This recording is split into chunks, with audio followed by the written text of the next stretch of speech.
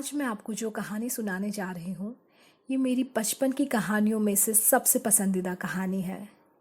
कहानी हीराकणी की। हीराकणी की कहानी एक ऐसी माँ की कहानी है जो दिखाती है कि माँ अपने बच्चे के लिए क्या कुछ नहीं कर सकती। ये कहानी है महाराष्ट्र में, जहाँ शासक थे महाराज शिवाजी राव। वहाँ पर एक रायगढ़ का किला था। ये रायगढ़ के किले में हीराकणी हर रोज़ दूध बेचने जाया करती थी। उसका एक छोटा बच्चा था जिसे घर पर छोड़कर वो किले में जाती थी और सुबह दूध बेचने जाती थी और शाम को वापस आती थी। लेकिन ये हुआ कि दूध बेचते बेचते बाहर निकलने में देरी हो गई। अब किले का ये रूल था कि शाम ढलते ही किले के दरवाजे बंद हो जाएंगे।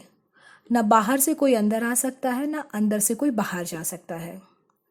हीराकणी जल्दी से अपने ग्राहकों को दूध बेचकर बाहर निकलने ही जा रही थी कि किले का दरवाज़ा बंद हो गया।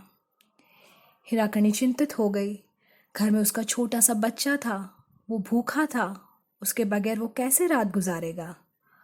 उसने सिपाहियों से बहुत रिक्वेस्ट की कि उसे बाहर जाने दिया जाए, परंतु सिपाहियों ने उसकी बात नहीं मानी।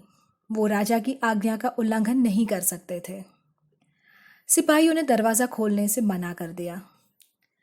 अब हीराकणी एक माँ थी जिसका बच्चा भूखा था और घर पर रो रहा था, उसके आने का इंतज़ार कर रहा था।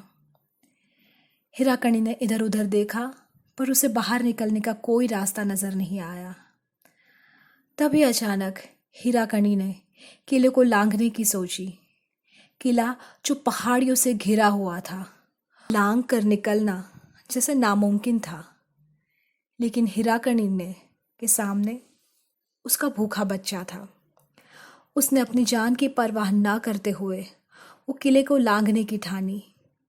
वो किले को चढ़ी, झाड़ियों पहाड़ियों सबको पार करते हुए अपनी जान की बाजी को दांव पर लगाकर वो उस किले से उतरी और अपने गांव पहुंची, अपने छोटे से बच्चे के पास।